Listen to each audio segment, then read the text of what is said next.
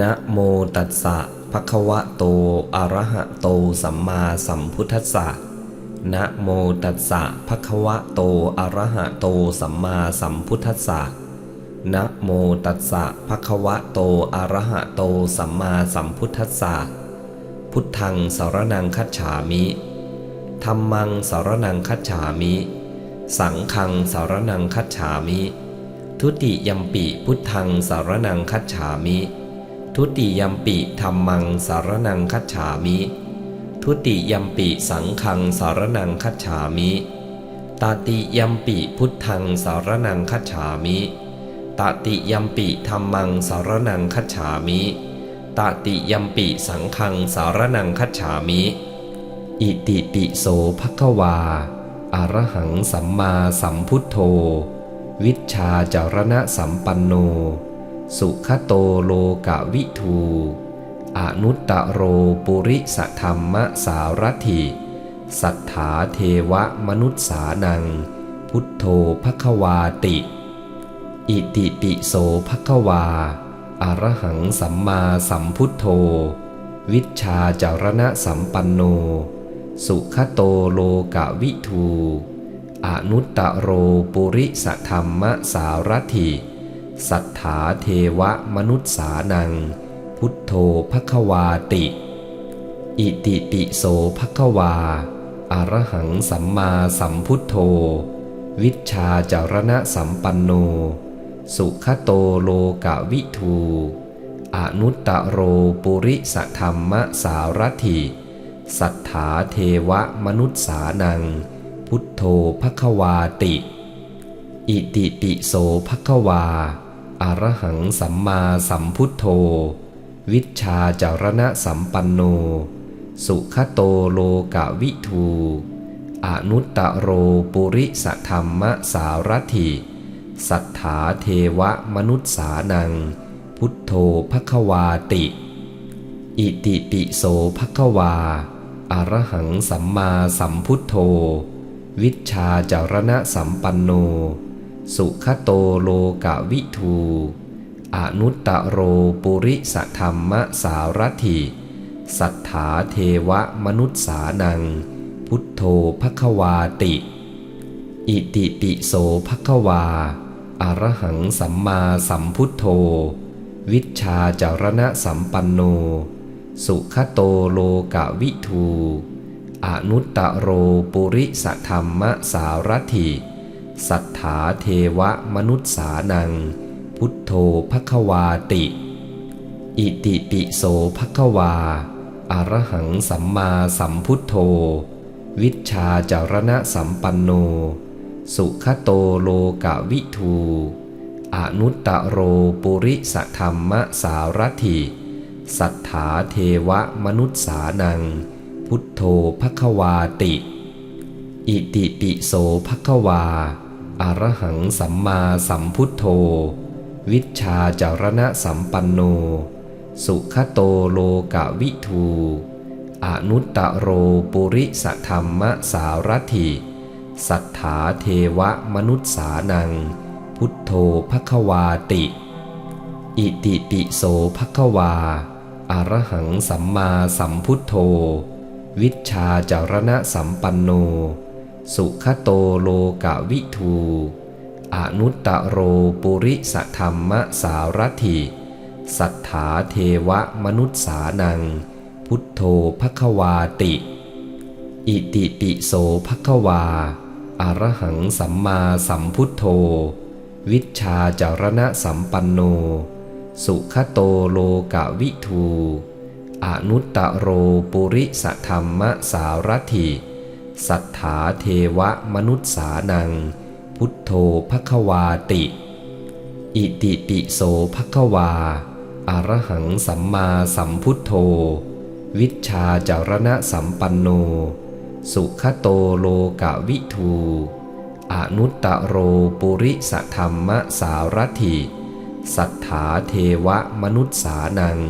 พุทโธภควาติอิติปิโสภควา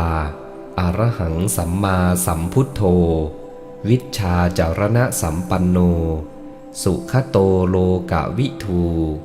อนุตตโรปุริสธรรมสารถิสัทธาเทวมนุษสานังพุทโธภควาติอิติปิโสภควาอรหังสัมมาสัมพุทโธวิชชาจารณะสัมปันโนสุขโตโลกวิทูอนุตตโรปุริสธรรมสารถิสัทธาเทวมนุษสานังพุทโธภควาติอิติปิโสภควาอรหังสัมมาสัมพุทโธวิชชาจารณะสัมปันโนสุขโตโลกวิทูอนุตตโรปุริสธรรมสารถิสัทธาเทวมนุษสานังพุทโธภควาติอิติปิโสภควาอรหังสัมมาสัมพุทโธวิชชาจารณะสัมปันโนสุขโตโลกวิทูอนุตตโรปุริสธรรมสารถิสัทธาเทวมนุษสานังพุทโธภควาติอิติปิโสภควาอรหังสัมมาสัมพุทโธวิชชาจารณะสัมปันโนสุขโตโลกวิทูอนุตตโรปุริสธรรมสารถิสัทธาเทวมนุษสานังพุทโธภควาติอิติปิโสภควาอรหังสัมมาสัมพุทโธวิชชาจารณะสัมปันโนสุขโตโลกวิทูอนุตตโรปุริสธรรมสารถิสัทธาเทวมนุษสานังพุทโธภควาติอิติปิโสภควาอรหังสัมมาสัมพุทโธวิชชาจารณะสัมปันโนสุขโตโลกวิทูอนุตตโรปุริสธรรมสารถิสัทธาเทวมนุษสานังพุทโธภควาติอิติปิโสภควาอรหังสัมมาสัมพุทโธวิชชาจารณะสัมปันโนสุขโตโลกวิทูอนุตตโรปุริสธรรมสารถิสัทธาเทวมนุษสานังพุทโธภควาติอิติปิโสภควาอรหังสัมมาสัมพุทโธวิชชาจารณะสัมปันโนสุขโตโลกวิทูอนุตตโรปุริสธรรมสารถิสัทธาเทวมนุษสานังพุทโธภควาติอิติปิโสภควาอรหังสัมมาสัมพุทโธวิชชาจารณะสัมปันโนสุขโตโลกวิทูอนุตตโรปุริสธรรมสารถิสัทธาเทวมนุษสานังพุทโธภควาติอิติปิโสภควาอรหังสัมมาสัมพุทโธวิชชาจารณะสัมปันโนสุขโตโลกวิทูอนุตตโรปุริสธรรมสารถิสัทธาเทวมนุษสานังพุทโธภควาติอิติปิโสภควาอรหังสัมมาสัมพุทโธวิชชาจารณะสัมปันโนสุขโตโลกวิทูอนุตตโรปุริสธรรมสารถิสัทธาเทวมนุษสานังพุทโธภควาติอิติปิโสภควาอรหังสัมมาสัมพุทโธวิชชาจารณะสัมปันโนสุขโตโลกวิทูอนุตตโรปุริสธรรมสารถิสัทธาเทวมนุษสานังพุทโธภควาติอิติปิโสภควาอรหังสัมมาสัมพุทโธวิชชาจารณะสัมปันโนสุขโตโลกวิทูอนุตตโรปุริสธรรมสารถิสัทธาเทวมนุษสานังพุทโธภควาติอิติปิโสภควาอรหังสัมมาสัมพุทโธ วิชชาจารณะสัมปันโนสุขโตโลกวิทูอนุตตโรปุริสธรรมสารถิสัทธาเทวมนุษสานังพุทโธภควาติอิติปิโสภควาอรหังสัมมาสัมพุทโธวิชชาจารณะสัมปันโนสุขโตโลกวิทูอนุตตโรปุริสธรรมสารถิสัทธาเทวมนุษสานังพุทโธภควาติอิติปิโสภควาอรหังสัมมาสัมพุทโธวิชชาจารณะสัมปันโนสุขโตโลกวิทูอนุตตโรปุริสธรรมสารถิสัทธาเทวมนุษสานังพุทโธภควาติอิติปิโสภควาอรหังสัมมาสัมพุทโธวิชชาจารณะสัมปันโนสุขโตโลกวิทูอนุตตโรปุริสธรรมสารถิสัทธาเทวมนุษสานังพุทโธภควาติอิติปิโสภควาอรหังสัมมาสัมพุทโธวิชชาจารณะสัมปันโนสุขโตโลกวิทูอนุตตโรปุริสธรรมสารถิสัทธาเทวมนุษสานังพุทโธภควาติอิติปิโสภควาอรหังสัมมาสัมพุทโธ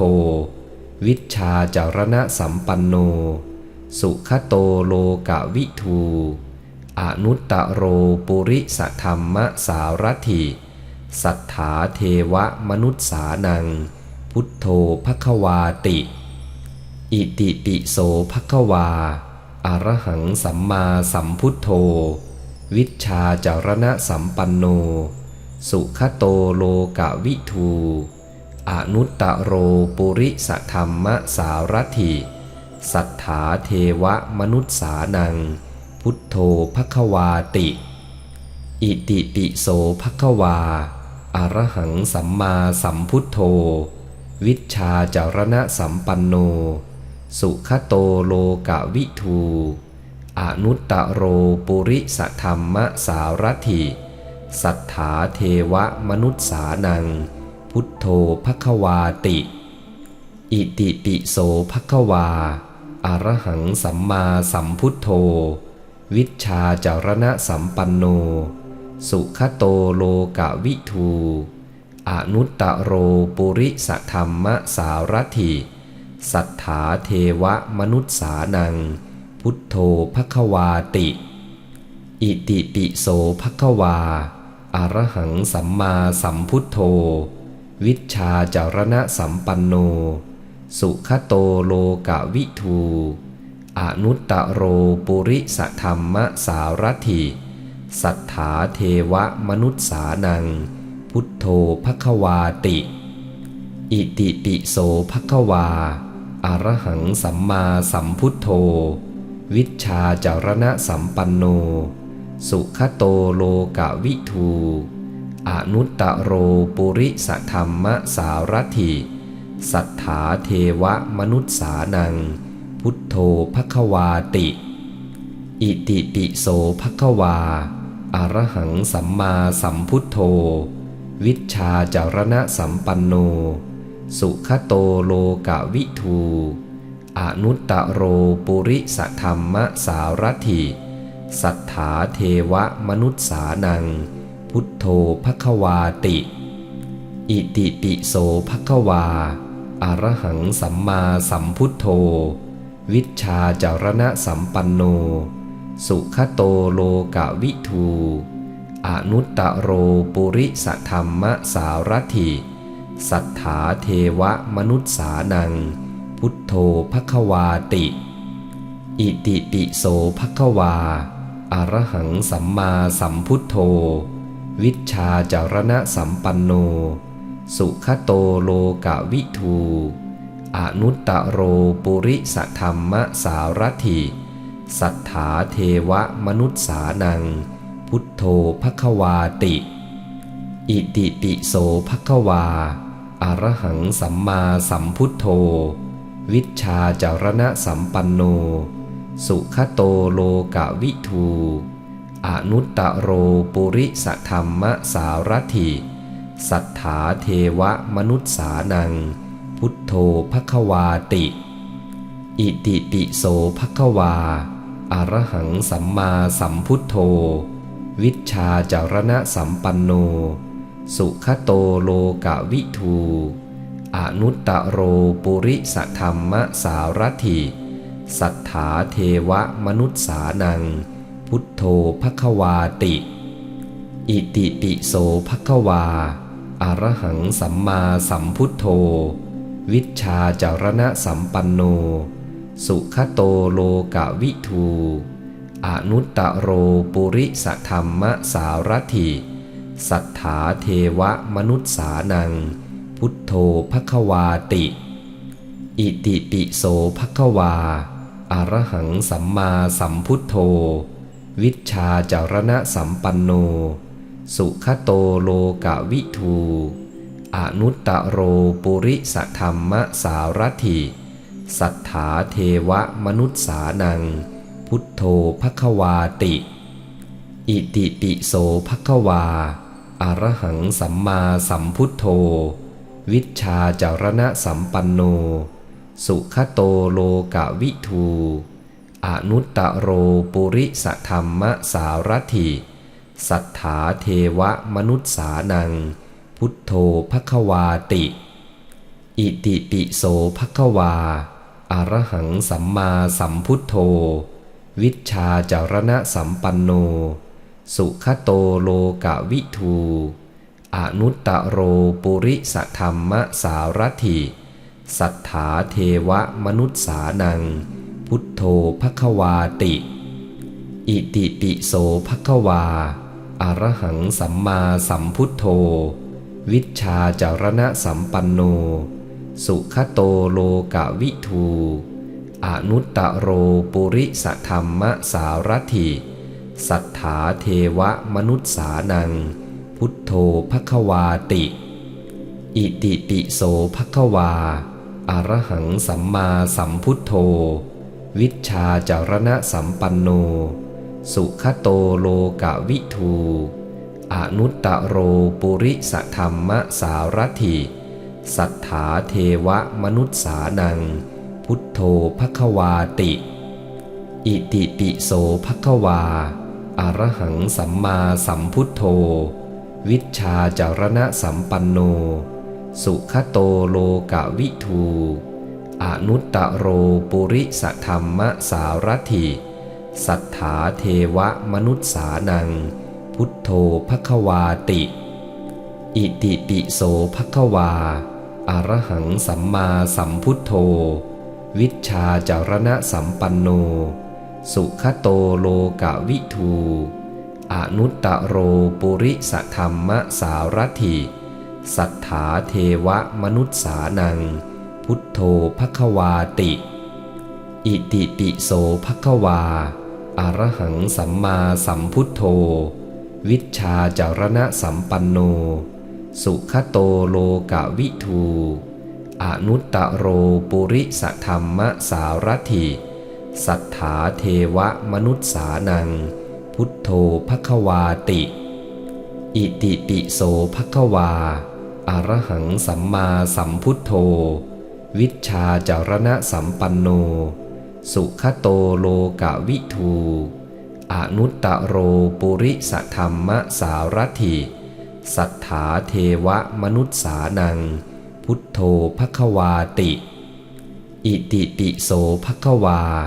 อะระหังสัมมาสัมพุทโธวิชชาจารณะสัมปันโนสุขโตโลกวิทูอนุตตโรปุริสธรรมสารถิสัทธาเทวมนุษสานังพุทโธภควาติอิติปิโสภควาอะระหังสัมมาสัมพุทโธวิชชาจารณะสัมปันโนสุขโตโลกวิทูอนุตตโรปุริสธรรมสารถิ สัทธาเทวมนุษสานังพุทโธภควาติอิติปิโสภควาอะระหังสัมมาสัมพุทโธวิชชาจารณะสัมปันโนสุขโตโลกวิทูอนุตตโรปุริสธรรมสารถิสัทธาเทวมนุษสานังพุทโธภควาติอิติปิโสภควาอะระหังสัมมาสัมพุทโธวิชชาจารณะสัมปันโนสุขโตโลกวิทูอนุตตโรปุริสธรรมสารถิสัทธาเทวมนุษสานังพุทโธภควาติอิติปิโสภควาอะระหังสัมมาสัมพุทโธวิชชาจารณะสัมปันโนสุขโตโลกวิทูอนุตตโรปุริสธรรมสารถิสัทธาเทวมนุษสานังพุทโธภควาติอิติปิโสภควาอะระหังสัมมาสัมพุทโธวิชชาจารณะสัมปันโนสุขโตโลกวิทูอนุตตโรปุริสธรรมสารถิสัทธาเทวมนุษสานังพุทโธภควาติอิติปิโสภควาอะระหังสัมมาสัมพุทโธวิชชาจารณะสัมปันโนสุขโตโลกวิทูอนุตตโรปุริสธรรมสารถิสัทธาเทวมนุษสานังพุทโธภควาติอิติปิโสภควาอะระหังสัมมาสัมพุทโธวิชชาจารณะสัมปันโนสุขโตโลกวิทูอนุตตโรปุริสธรรมสารถิสัทธาเทวมนุษสานังพุทโธภควาติอิติปิโสภควาอะระหังสัมมาสัมพุทโธวิชชาจารณะสัมปันโนสุขโตโลกวิทูอนุตตโรปุริสธรรมสารถิสัทธาเทวมนุษสานังพุทโธภควาติอิติปิโสภควาอะระหังสัมมาสัมพุทโธวิชชาจารณะสัมปันโนสุขโตโลกวิทูอนุตตโรปุริสธรรมสารถิสัทธาเทวมนุษสานังพุทโธภควาติอิติปิโสภควาอะระหังสัมมาสัมพุทโธวิชชาจารณะสัมปันโนสุขโตโลกวิทูอนุตตโรปุริสธรรมสารถิสัทธาเทวมนุษสานังพุทโธภควาติอิติปิโสภควาอะระหังสัมมาสัมพุทโธวิชชาจารณะสัมปันโนสุขโตโลกวิทูอนุตตโรปุริสธรรมสารถิสัทธาเทวมนุษสานังพุทโธภควาติอิติปิโสภควาอะระหังสัมมาสัมพุทโธวิชชาจารณะสัมปันโนสุขโตโลกวิทูอนุตตโรปุริสธรรมสารถิสัทธาเทวมนุษสานังพุทโธภควาติอิติปิโสภควาอะระหังสัมมาสัมพุทโธวิชชาจารณะสัมปันโนสุขโตโลกวิทูอนุตตโรปุริสธรรมสารถิสัทธาเทวมนุษสานังพุทโธภควาติอิติปิโสภควาอะระหังสัมมาสัมพุทโธวิชชาจารณะสัมปันโนสุขโตโลกวิทูอนุตตโรปุริสธรรมสารถิสัทธาเทวมนุษสานังพุทโธภควาติอิติปิโสภควาอะระหังสัมมาสัมพุทโธวิชชาจารณะสัมปันโนสุขโตโลกวิทู อนุตตโรปุริสธรรมสารถิสัทธาเทวมนุษสานังพุทโธภควาติอิติปิโสภควาอรหังสัมมาสัมพุทโธวิชชาจารณะสัมปันโนสุขโตโลกวิทูอนุตตโรปุริสธรรมสารถิสัทธาเทวมนุษสานังพุทโธภควาติอิติปิโสภควาอรหังสัมมาสัมพุทโธวิชชาจารณะสัมปันโนสุขโตโลกวิทูอนุตตโรปุริสธรรมสารถิสัทธาเทวมนุษสานังพุทโธภควาติอิติปิโสภควาอรหังสัมมาสัมพุทโธวิชชาจารณะสัมปันโนสุขโตโลกวิทูอนุตตโรปุริสธรรมสารถิสัทธาเทวมนุษสานังพุทโธภควาติอิติปิโสภควาอรหังสัมมาสัมพุทโธวิชชาจารณะสัมปันโนสุขโตโลกวิทูอนุตตโรปุริสธรรมสารถิ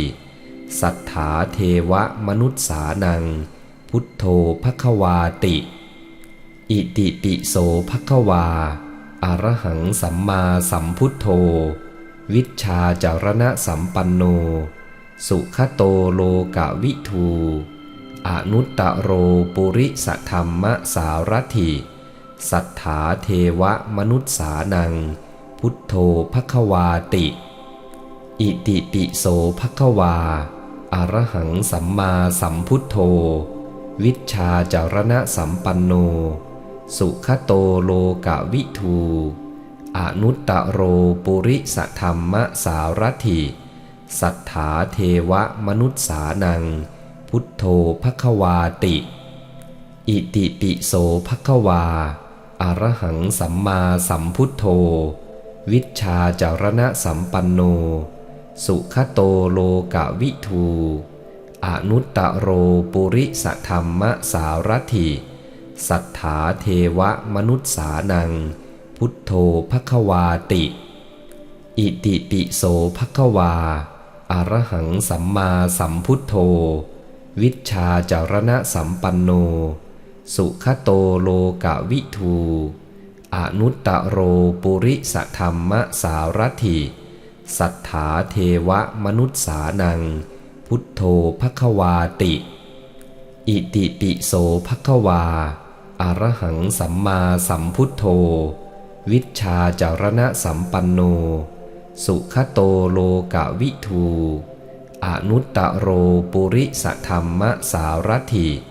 สัทธาเทวมนุษสานังพุทโธภควาติอิติปิโสภควาอรหังสัมมาสัมพุทโธวิชชาจารณะสัมปันโนสุขโตโลกวิทูอนุตตโรปุริสธรรมสารถิสัทธาเทวมนุษสานังพุทโธภควาติอิติปิโสภควาอรหังสัมมาสัมพุทโธวิชชาจารณะสัมปันโนสุขโตโลกวิทูอนุตตโรปุริสธรรมสารถิสัทธาเทวมนุษสานังพุทโธภควาติอิติปิโสภควาอรหังสัมมาสัมพุทโธวิชชาจารณะสัมปันโนสุขโตโลกวิทูอนุตตโรปุริสธรรมสารถิสัทธาเทวมนุษสานังพุทโธภควาติ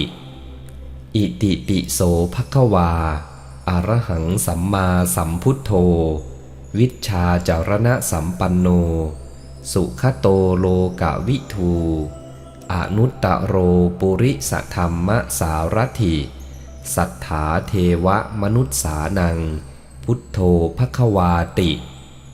อิติปิโสภควาอรหังสัมมาสัมพุทโธ วิชชาจารณะสัมปันโนสุขโตโลกวิทูอนุตตโรปุริสธรรมสารถิสัทธาเทวมนุษสานังพุทโธภควาติอิติปิโสภควาอรหังสัมมาสัมพุทโธวิชชาจารณะสัมปันโนสุขโตโลกวิทูอนุตตโรปุริสธรรมสารถิสัทธาเทวมนุษสานังพุทโธภควาติอิติปิโสภควาอรหังสัมมาสัมพุทโธวิชชาจารณะสัมปันโน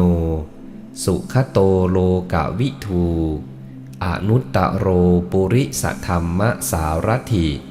สัทธาเทวมนุษสานังพุทโธภควาติอิติปิโสภควาอรหังสัมมาสัมพุทโธวิชชาจารณะสัมปันโน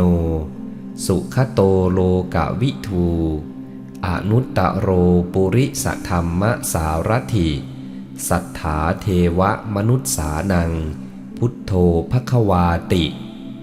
อิติปิโสภควาอรหังสัมมาสัมพุทโธวิชชาจารณะสัมปันโนสุขโตโลกวิทูอนุตตโรปุริสธรรมสารถิสัทธาเทวมนุษสานังพุทโธภควาติอิติปิโสภควาอรหังสัมมาสัมพุทโธวิชชาจารณะสัมปันโนสุขโตโลกวิทูอนุตตโรปุริสธรรมสารถิสัทธาเทวมนุษสานังพุทโธภควาติอิติปิโสภควาอรหังสัมมาสัมพุทโธวิชชาจารณะสัมปันโนสุขโตโลกวิทูอนุตตโรปุริสธรรมสารถิสัทธาเทวมนุษสานังพุทโธภควาติอิติปิโสภควาอรหังสัมมาสัมพุทโธวิชชาจารณะสัมปันโนสุขโตโลกวิทูอนุตตโรปุริสธรรมสารถิสัทธาเทวมนุษสานังพุทโธภควาติอิติปิโสภควาอรหังสัมมาสัมพุทโธวิชชาจารณะสัมปันโนสุขโตโลกวิทูอนุตตโรปุริสธรรมสารถิสัทธาเทวมนุษสานังพุทโธภควาติอิติปิโสภควาอรหังสัมมาสัมพุทโธวิชชาจารณะสัมปันโนสุขโตโลกวิทูอนุตตโรปุริสธรรมสารถิสัทธาเทวมนุษสานังพุทโธภควาติอิติปิโสภควาอรหังสัมมาสัมพุทโธวิชชาจารณะสัมปันโนสุขโตโลกวิทูอนุตตโรปุริสธรรมสารถิสัทธาเทวมนุษสานังพุทโธภควาติอิติปิโสภควาอรหังสัมมาสัมพุทโธวิชชาจารณะสัมปันโนสุขโตโลกวิทูอนุตตโรปุริสธรรมสารถิสัทธาเทวมนุษสานังพุทโธภควาติอิติปิโสภควาอรหังสัมมาสัมพุทโธวิชชาจารณะสัมปันโนสุขโตโลกวิทูอนุตตโรปุริสธรรมสารถิสัทธาเทวมนุษสานังพุทโธภควาติอิติปิโสภควาอรหังสัมมาสัมพุทโธวิชชาจารณะสัมปันโนสุขโตโลกวิทูอนุตตโรปุริสธรรมสารถิสัทธาเทวมนุษสานังพุทโธภควาติ อิติปิโสภควาอะระหังสัมมาสัมพุทโธวิชชาจารณะสัมปันโนสุขโตโลกวิทูอนุตตโรปุริสธรรมสารถิสัทธาเทวมนุษสานังพุทโธภควาติอิติปิโสภควาอะระหังสัมมาสัมพุทโธวิชชาจารณะสัมปันโนสุขโตโลกวิทูอนุตตโรปุริสธรรมสารถิสัทธาเทวมนุษสานังพุทโธภควาติอิติปิโสภควาอะระหังสัมมาสัมพุทโธวิชชาจารณะสัมปันโนสุขโตโลกวิทูอนุตตโรปุริสธรรมสารถิสัทธาเทวมนุษสานังพุทโธภควาติอิติปิโสภควาอะระหังสัมมาสัมพุทโธวิชชาจารณะสัมปันโนสุขโตโลกวิทูอนุตตโรปุริสธรรมสารถิสัทธาเทวมนุษสานังพุทโธภควาติอิติปิโสภควาอะระหังสัมมาสัมพุทโธวิชชาจารณะสัมปันโนสุขโตโลกวิทูอนุตตโรปุริสธรรมสารถิสัทธาเทวมนุษสานังพุทโธภควาติอิติปิโสภควาอะระหังสัมมาสัมพุทโธวิชชาจารณะสัมปันโน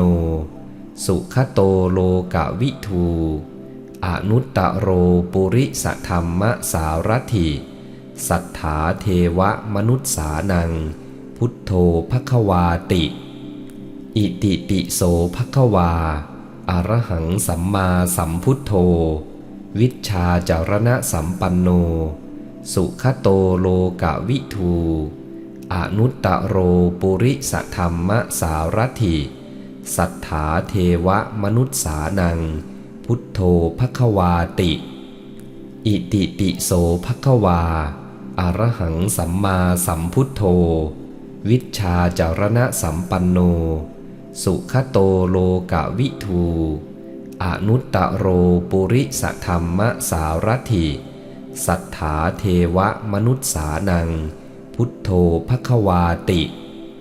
อิติปิโสภควาอะระหังสัมมาสัมพุทโธวิชชาจารณะสัมปันโนสุขโตโลกวิทู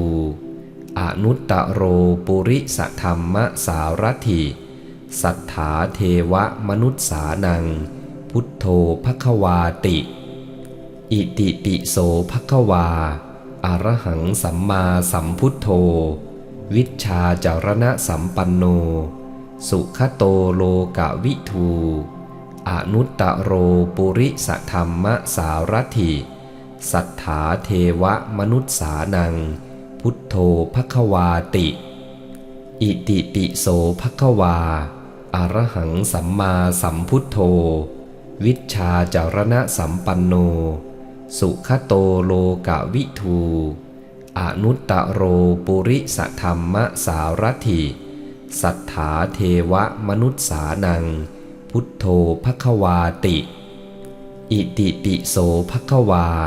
อะระหังสัมมาสัมพุทโธวิชชาจารณะสัมปันโนสุขโตโลกวิทูอนุตตโรปุริสธรรมสารถิสัทธาเทวมนุษสานังพุทโธภควาติอิติปิโสภควาอะระหังสัมมาสัมพุทโธวิชชาจารณะสัมปันโนสุขโตโลกวิทูอนุตตโรปุริสธรรมสารถิสัทธาเทวมนุษสานังพุทโธภควาติอิติปิโสภควาอะระหังสัมมาสัมพุทโธวิชชาจารณะสัมปันโนสุขโตโลกวิทูอนุตตโรปุริสธรรมสารถิ สัทธาเทวมนุษสานังพุทโธภควาติ